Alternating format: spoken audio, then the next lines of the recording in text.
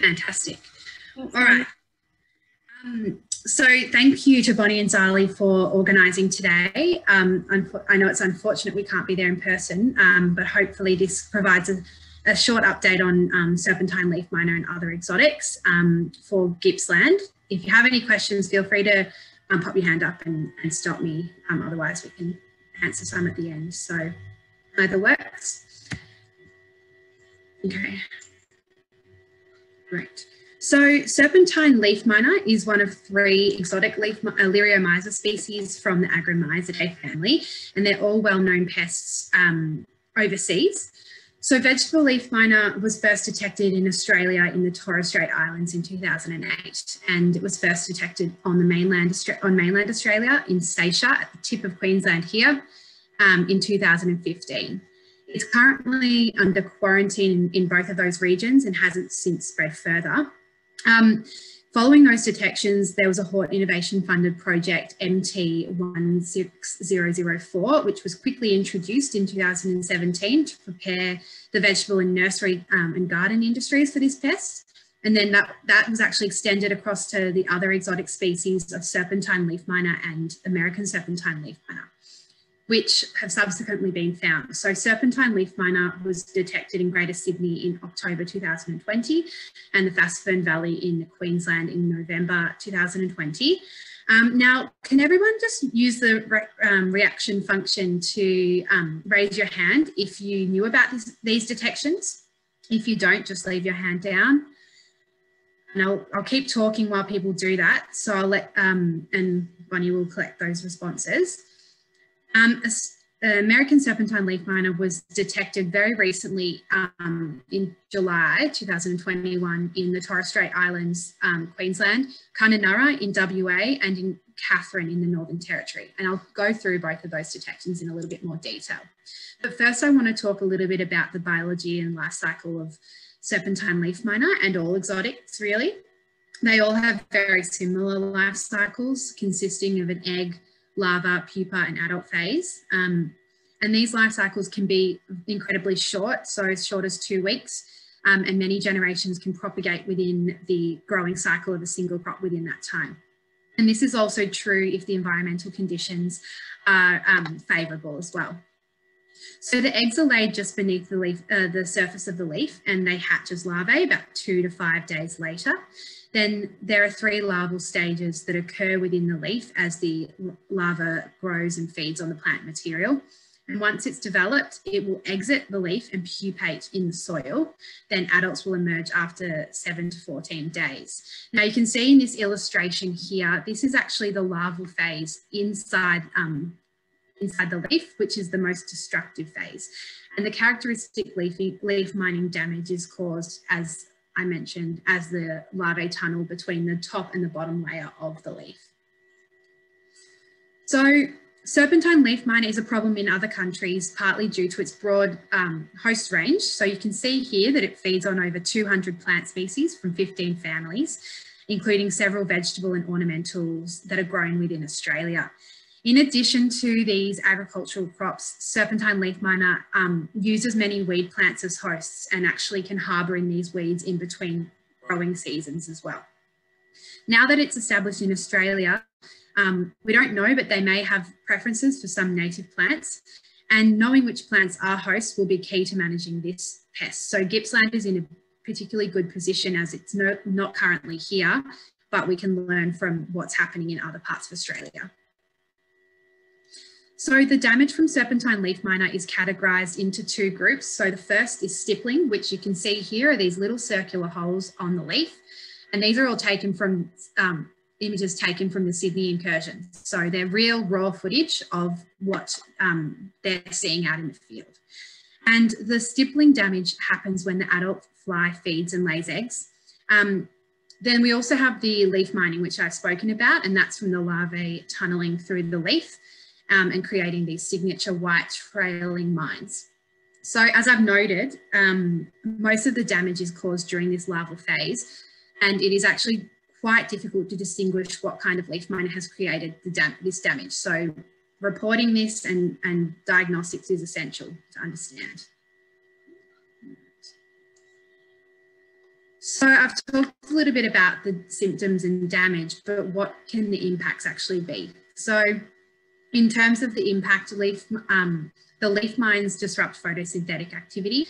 They can also stunt plant growth, causing fruit failure or even killing the plant. So similar to various other pest and disease issues that you're already probably facing within your region.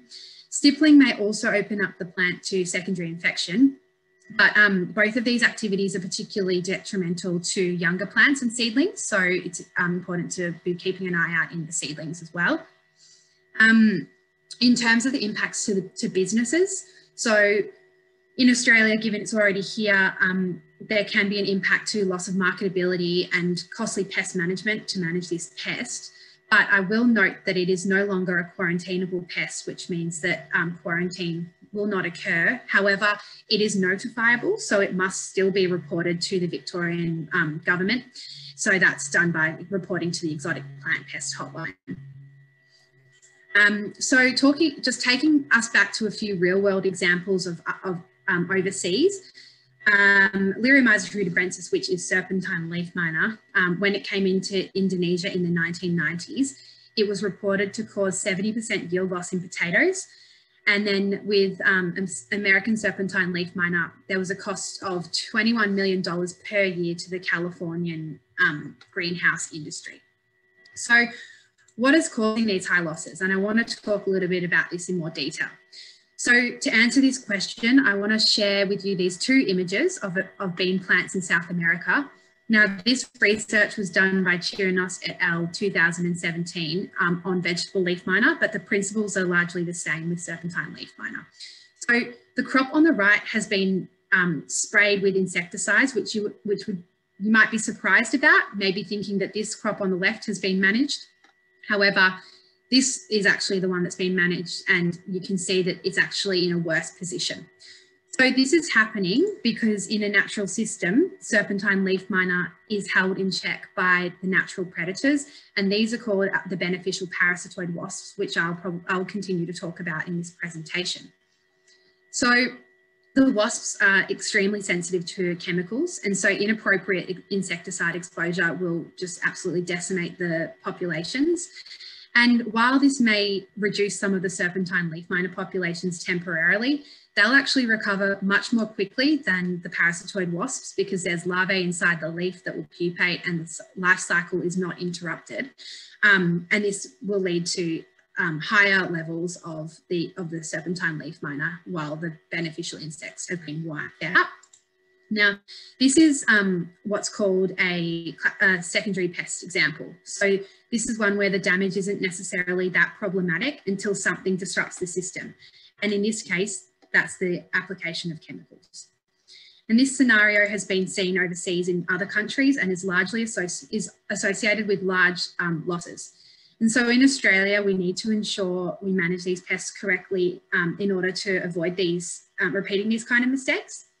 And so, yeah, I guess Gippsland, like I've mentioned, is in a good position because it's not currently in the region, and we can learn from the strategies that are being implemented in other parts of Australia. So I want to talk to the current situation in Greater Sydney and in New South Wales and in Queensland. So as I mentioned, serpentine leaf miner was first detected in the Sydney Basin by a grower in October 2020. The people who were responding on the ground, so New South Wales DPI and industry, noted presence on vegetables, ornamentals and weed species.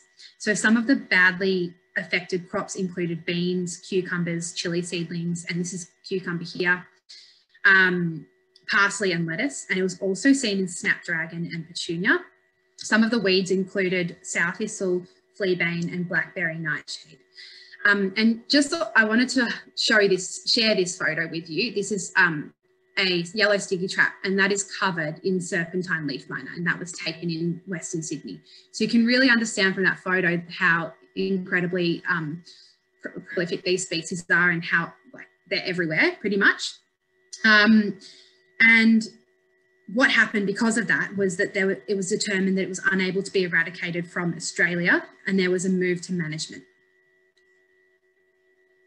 So following its detection in Sydney, It's spread across New South Wales to the Central Coast, Central Tablelands, Hunter Valley, Illawarra and the South Coast.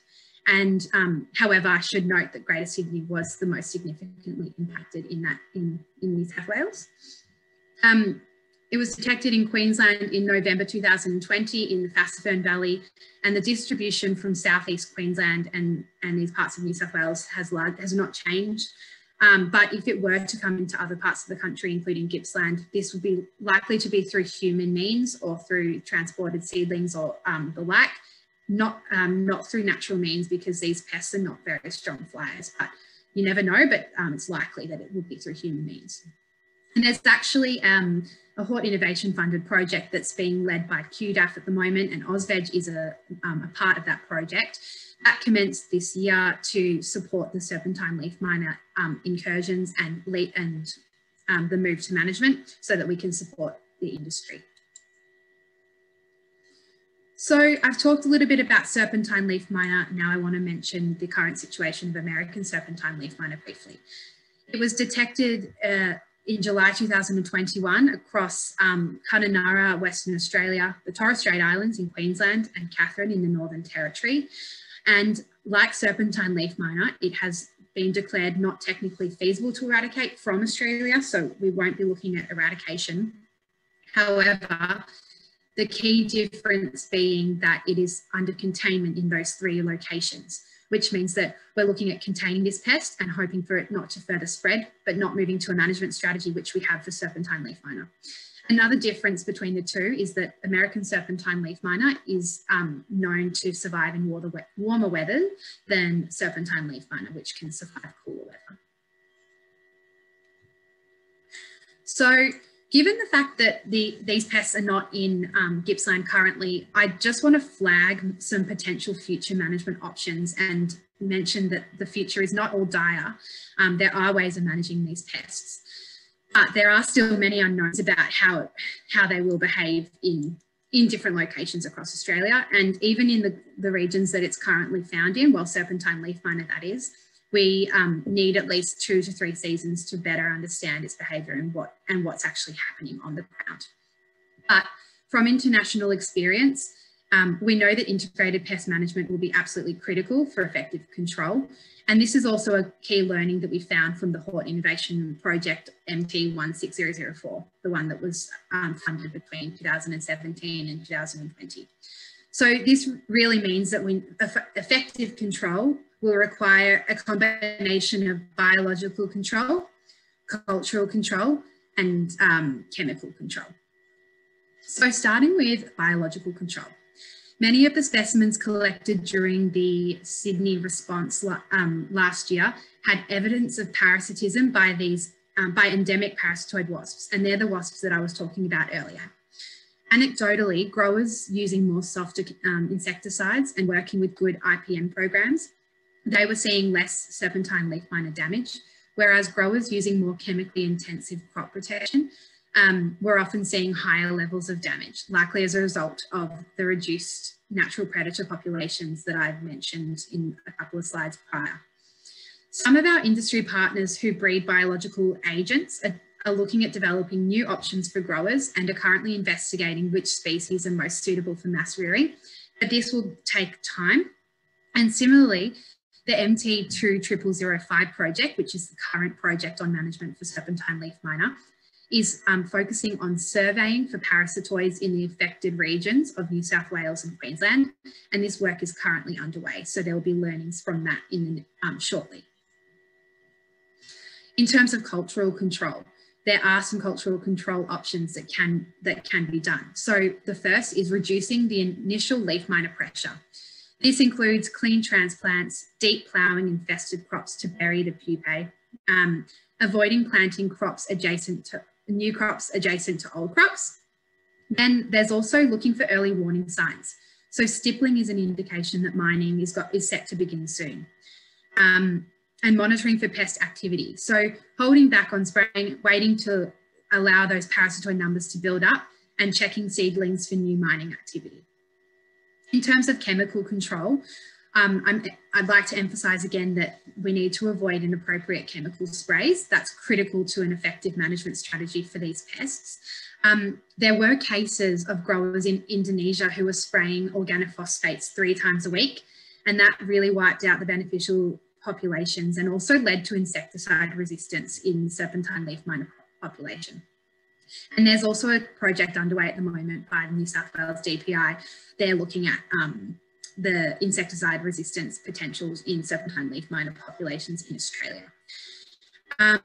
Rotating through chemical groups is going to be critical to minimise the risk, and there are enough permits currently available for sufficient management, but also considering insecticides that are used for other pests. So, for example, will a treatment for thrips affect leaf miner populations, or fall armyworm treatment? The MT20005 program has a focus on how controlling serpentine leaf miner will fit into other current management strategies, and that's so that we can support growers into their transition to managing this pest, which is good news for Gippsland. So I just wanted to flag this resource. Bonnie has copies of this as well, so she can share hard copies with you if you're interested when time permits and it's safe to do so. However, the link is there and I can send that around, or Zali can send that around in an email following the event today. But in summary, serpentine leaf miner was found in 2020 in New South Wales and Southeast Queensland. American serpentine leaf miner was detected this year in Torres Strait, Kununurra and Katherine. And Gippsland growers and consultants are encouraged to look out for these pests in their region and report them to the Exotic Plant Pest Hotline. If you have any questions, please let me know. Otherwise, happy to get in touch, for you to get in touch with me at a later date to discuss. Thank you. Thanks, Maddy. That's great. We did have one question. Kyla asked, sorry, how do you tell the difference between exotic leaf miners and native leaf miners? Which is a good question. That is a great question. Thanks, Kyla. The answer is you cannot. So leaf mining damage is incredibly similar between natives, between exotics.